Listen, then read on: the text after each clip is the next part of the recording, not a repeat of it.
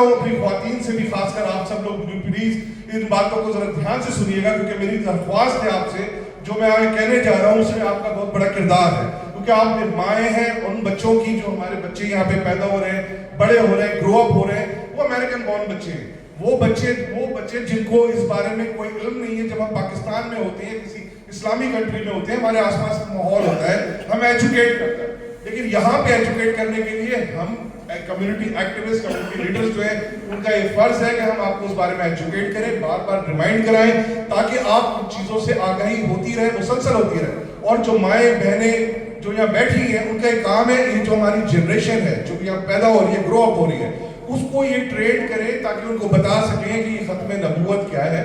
ہم کیونکہ ہمارے پاس ایک سب سے بڑا فطرہ جو ہے وہ قادیانیت ہے۔ قادیانی جو ہے ان میں، اور ہم نے پہلے یہ جانیے کہ فرق کیا ہے۔ موسٹلی آپ لوگ جانتے ہوں گے، لیکن میری بات جب بہت سارے لوگوں سے ہوتی ہے تو مجھے ایسا لگتا ہے جیسے ان کو شاید اس چیز کے بارے میں علم نہیں، یا وہ نہیں علم حاصل کر سکے۔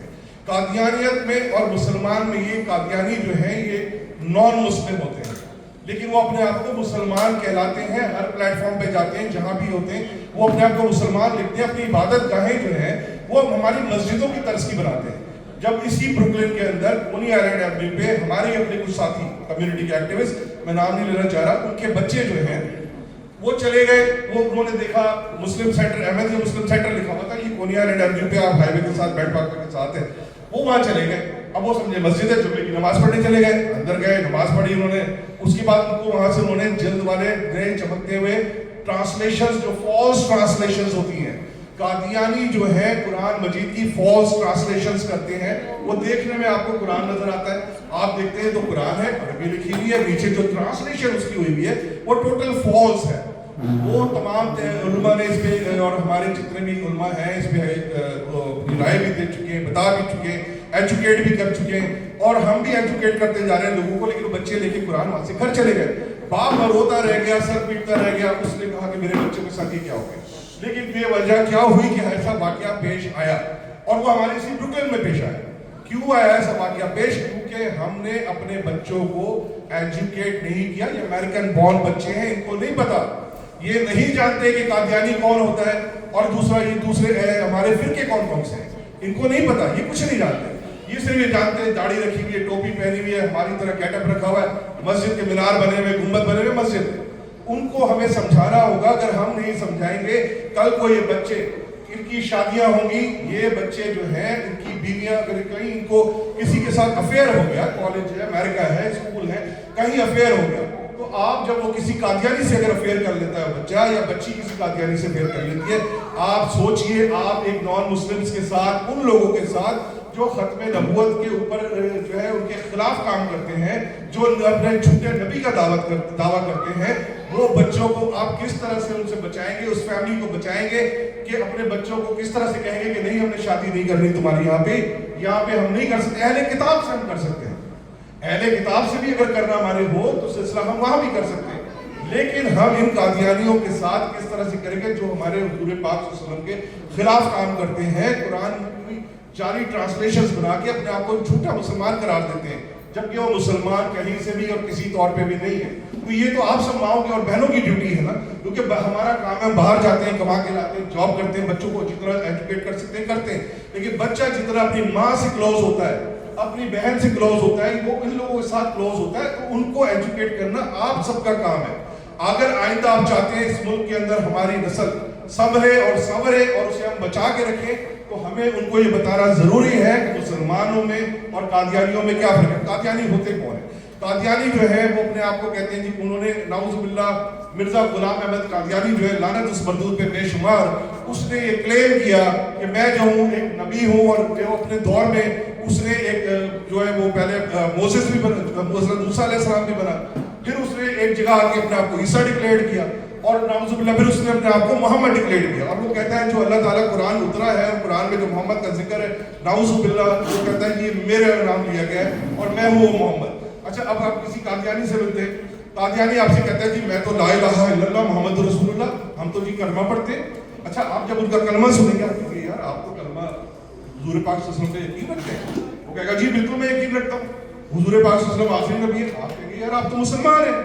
تو پھر آپ میں یہ آپ کو یہ لوگ کیوں قادیانی کہتے ہیں؟ آپ نے قادیانی کیوں کہلواتے ہیں اپنے آپ کو؟ وہ آپ سے یہ کہے گا کہ جی ہم تو پہلے سے آپ سے کہہ رہے ہیں مسلمان ہیں، ہم تو ڈکلیئر کرتے ہیں مسلمان ہیں، لیکن یہ آپ لوگ ہیں جو ہمیں جو نان مسلم بناتے ہیں، ہم تو ہمیشہ سے مسلمان ہیں۔ اچھے لوگ کنفیوز ہو جاتے ہیں جب آپ دیکھیں، میں آپ کو یہ بتانا چاہتا ہوں کہ ان کا کلمہ سن کے آپ یہ مت سمجھیں کہ وہ محمد رسول اللہ ہمارے نبی پاک صلی اللہ علیہ وسلم کے بارے میں بات کر رہے ہیں۔ جب اس سے آپ پوچھیں گے چلو مرزا قادیانی پہ لعنت بھیجو، تو وہ آپ سے کہے گا نہ جو اس محمد کی ہم بات کر رہے ہیں، جو قرآن میں ڈکلیئر کیا گیا تھا، وہ محمد نعوذ باللہ غلام مرزا احمد قادیانی تھا، تو وہ ہم تو اس کا کلمہ پڑھ رہے ہیں، لیکن یہ بات آپ سے ہائڈ کرتے ہیں، آپ کو بتاتے نہیں، تو آپ کنفیوز ہو جاتے ہیں۔ تو آپ کو یہ سمجھنے کی ضرورت ہے کہ اس میں معاملات ان میں اور ہم میں ڈفرینس کیا ہے۔ انشاءاللہ تعالیٰ ہم ایسی محفلیں لگاتے رہیں گے، بتاتے رہیں گے، آپ کو ایجوکیٹ کرتے رہیں گے، تاکہ آپ اس آنے والی جنریشن، اگر ہم نے اپنے آپ کو یہ قائم و دائم رکھنا ہے، اپنی نسلوں کو سنوارنا ہے، تو ہمیں ہر فرد کو، ہر بیٹھے ہوئے یہاں مرد کو اور ہر عورت کو جو یہاں بیٹھی ہے، اسے اپنے بچوں کو، اپنے عزیزوں کو ایجوکیٹ کرنا ہوگا، تاکہ ہم اس معاملے کو لے کے آگے بڑھ سکیں۔ دوسرا، یہاں پہ ایک اور مسئلہ چلا اس ملک کے اندر، ہم نے دیکھا یہاں پہ حلال فیسٹیول کے نام سے ایک فیسٹیول ان کا انعقاد ہوا۔ اچھا، اس فیسٹیول میں اباؤٹ 10,000 پیپل کے قریب مسلمان شریک ہوئے، یہ نہیں ہے کہ نہیں ہوئے، وہ مسلمان جو تھے وہاں شریک ہوئے۔ اس میں ایک قادیانی جو تھا، جو لانگ آئیلینڈ سے بلانگ کرتا ہے، اس کا وہ پارٹنر تھا اس فیسٹیول کے اندر، لیکن اس نے جو خواتین آگے رکھی اس فیسٹیول کو چلانے والی، ماشاءاللہ ان کی بڑی فالوئنگ ہے، ملینز میں ان کی فالوئنگ ہے، اور وہ خواتین کون تھی؟ مسلمان خواتین تھی، وہ کوئی اور نہیں تھی، وہ مسلمان خواتین تھی۔ اب آگے سامنے فرنٹ پہ مسلمان رکھے ہوئے، پارٹنرشپ میں وہ ان کے ساتھ کام کر رہا ہے۔ اچھا، اب ہمارے لیے پرابلم کیا؟ لوگوں نے یہ بات کی کہ بھئی وہ اس کا کھانا تو حلال ہے، اس کے پاس حلال سرٹیفکیٹ لگا ہوا ہے، اس میں کوئی شک نہیں ہے، حلال سرٹیفکیٹ لگا ہوا ہے، کھانا بھی وہاں حلال ہے، لیکن ہمارے مسلمانوں کے لیے وہ کھانا کیوں حلال ہے؟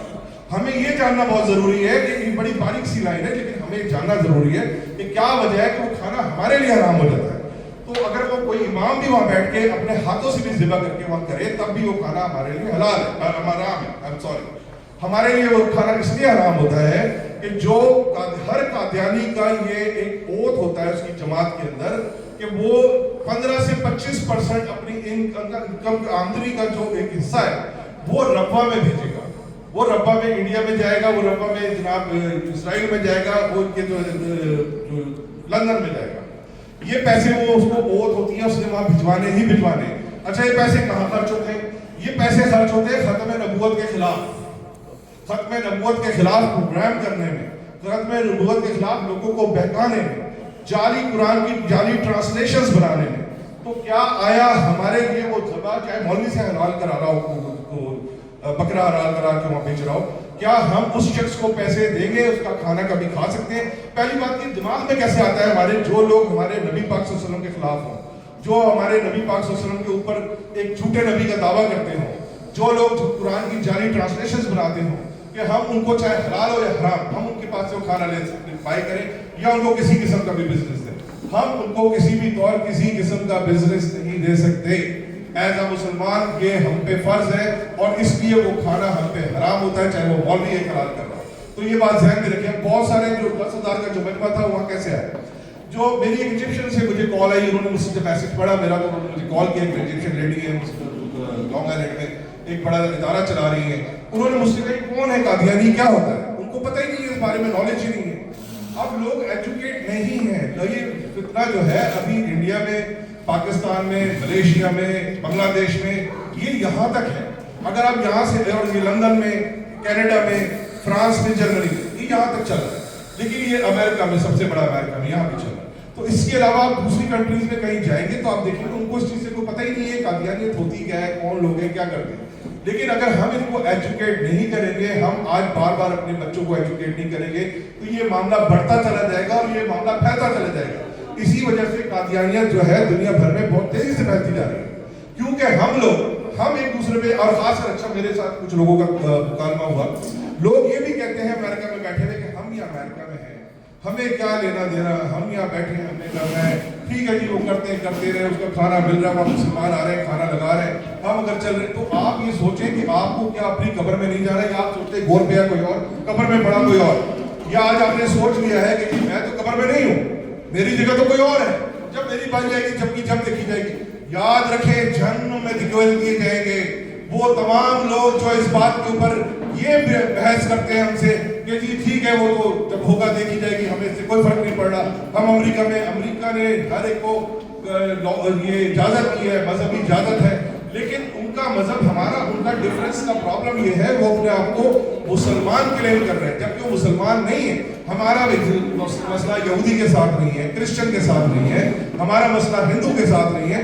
ہر ایک کا اپنا مذہب ہے, ہم کسی کے مذہب کو نہیں چھیڑتے, ہم ان کو بھی نہیں چھیڑتے. آج بھی جو جتنی میں یہ گفتگو کر رہا ہوں وہ کسی کے لیے نہیں کر رہا, کسی کو ہرٹ کرنے کے لیے نہیں کر رہا, بلکہ مسلمان اپنے مسلمان بہن بھائیوں کو ایجوکیٹ کرنے کے لیے کر رہا ہوں تاکہ آپ کو اس بارے میں ایجوکیٹ ہو سکیں, آپ اپنی فیملیز کو, اپنے بچوں کو بچا سکیں. اور یہی ہمارا مقصد ہے, اور ہمیں ہر دور میں ہر جگہ آگے بڑھ کے کام کرتے رہنا چاہیے. کچھ لوگوں کا یہ بھی کہنا ہے کہ شیخ صاحب یہ آپ کی نہ داڑھی ہے تو نہ آپ کے ساتھ سلسلے ہیں, اور آپ موضوعات کو لے کے بہت فرنٹ پہ کام کر رہے ہوتے ہیں. تو کیا ایک بات بتائیے, آپ میں سے بیشتر لوگوں کی داڑھی نہیں ہے تو کیا ہم سب مسلمان نہیں ہیں؟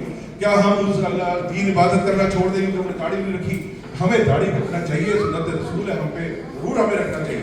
لیکن ایک دن آئے گا جب ہم آج 5 وقت کی نماز پڑھتے ہیں, کل ایک دن آئے گا ہم داڑھی بھی رکھ لیں. لیکن یہ ضروری نہیں ہے کہ اگر ہماری داڑھی نہیں ہے تو ہم مسلمان نہیں ہیں, اور ہم مسلمان نہیں ہیں تو ہم یہ کام نہیں کر سکتے, ہمیں زیب نہیں دیتا. یہ غلط بات ہے. ہمیں ہر دور میں اپنا کام کرنا ہے. یاد رکھیں جس طرح یہ فطرے, مجھے ایک اور صاحب نے پوچھا, یا بیٹھے ہوئے ان کا نام نہیں لیتا میں, انہوں نے کہا جی یہ فطرے تو ہر دور میں چلتے رہیں گے, یہ فطرے تو آپ کیا چاہتے ہیں, آپ کیا ان کو ختم کر دیں گے؟ تو آپ سب لوگ یا خواتین و حضرات یاد رکھیں, ان فطروں کو ختم کرنا آپ کی ڈیوٹی نہیں ہے. آپ کی ڈیوٹی صرف اتنی ہے کہ اللہ تعالیٰ نے اور حضور پاک صلی اللہ علیہ وسلم نے اپنے ختم نبوت کے پہرے دار اور قرآن کی حفاظت, یہ انہوں نے اپنے ذمہ لی ہوئی ہے. ختم نبوت کے پہرے دار ہر دور میں پیدا ہوتے رہیں گے. ان کا کام صرف اتنا ہے کہ وہ اپنی ڈیوٹی نبھاتے رہیں, آپ کو ایجوکیٹ کرتے رہیں, آپ کو بتاتے رہیں, اور ان چیزوں کو اپنے اپنے گھروں میں روکنے کے لیے کام کرتے رہیں. ہمارا مقصد کسی کو ہرٹ کرنا نہیں, کسی کے ساتھ الجھنا نہیں, لیکن ہمیں اپنے دین کو بچانا ہمارا مقصد ہے, اس کا پہرا دینا ہمارا مقصد ہے.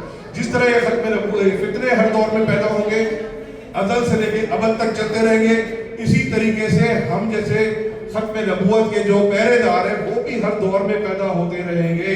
آج ہماری ڈیوٹی ہے, ہم نے مر جانا ہے, ہمارے بعد کوئی اور پیدا ہو جائے گا, ہماری ڈیوٹی لینے کھڑا ہوگا. ایک مرتا ہے, 100 پیدا ہو چکے ہوتے ہیں. آپ اس کی فکر نہ کریں. جس طرح شیطان کو کھلی چھوٹ دی گئی ہے قیامت تک کے لیے, وہ قیامت تک رہے گا. ایسا نہیں ہے کہ شیطان نہیں رہے, اس کو کھلی چھوٹ ملی ہے. یہ بھی ایک شیطان ہے, ایک فتنہ ہے, یہ بھی قیامت تک اسی طرح مسلسل فتنے پیدا ہوتے رہیں گے. آپ صرف اپنی ڈیوٹی کیجیے. آپ کا فرض اپنی ڈیوٹی کرنا ہے, اس کو روکنا, اس کو ختم کرنا یہ ذمہ آپ کا نہیں ہے. یہ جن کا بارے میں محفل ہے یہ ذمہ ان کا ہے, انہوں نے یہ ذمہ خود لے رکھا ہے, اللہ تعالیٰ نے ذمہ لے رکھا ہے. آپ صرف اپنا ذمہ نبھائیے, اپنی ڈیوٹی کرتے چلے جائیے. کم سے کم اپنی دوستوں کو, عزیزوں کو, بچوں کو محفلوں میں لائیے, ان کو ایجوکیٹ کیجیے. اتنا